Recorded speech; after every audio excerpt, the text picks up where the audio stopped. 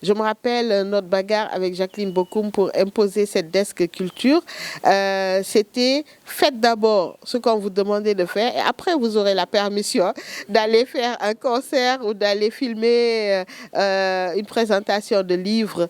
Donc on se retrouvait à faire 3-4 reportages par jour. Et à se coucher vers 2h, 3h du matin tous les jours pendant 10 ans. Battante dans une autre vie, tuiteuse dans celle-ci.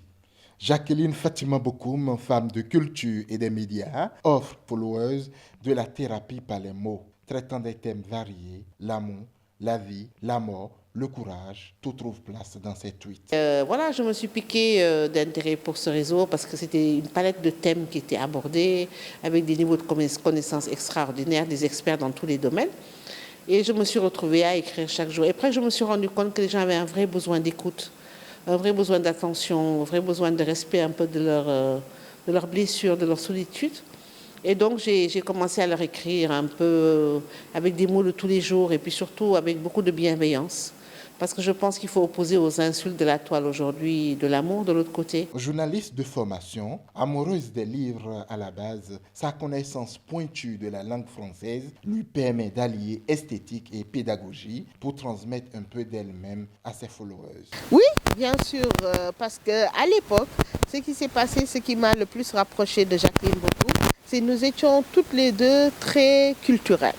Très culturel. C'était la lecture, c'était le centre culturel français, c'était les livres, c'était le théâtre, c'était les concerts de musique, c'était les projections de films de cinéma. Un tout dans son passé justifie les tournures audacieuses qu'elle emploie aujourd'hui dans son vocabulaire. J'avoue qu'elle était... ce dont je me rappelle, c'est qu'elle était très autonome déjà. Une battante, pour ne pas dire indépendante.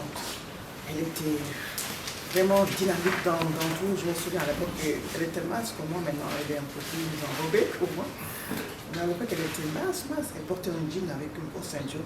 Et tout le temps entrée, sortie, comme une petite souris. Et je me rappelle même qu'à l'époque on avait un vieux chauffeur du nom de Senghor qui avait une vieille de chevaux. Et tenez-vous bien, à l'époque déjà, 19 ans, 20 ans, elle apprenait déjà à conduire avec cette vieille de chevaux.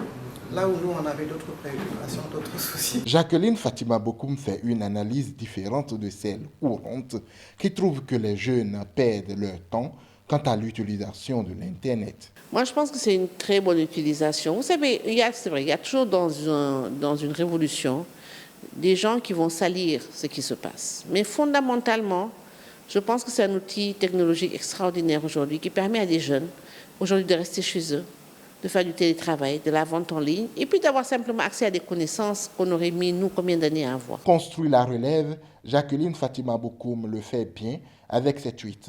Un tour sur sa page va vous édifier davantage.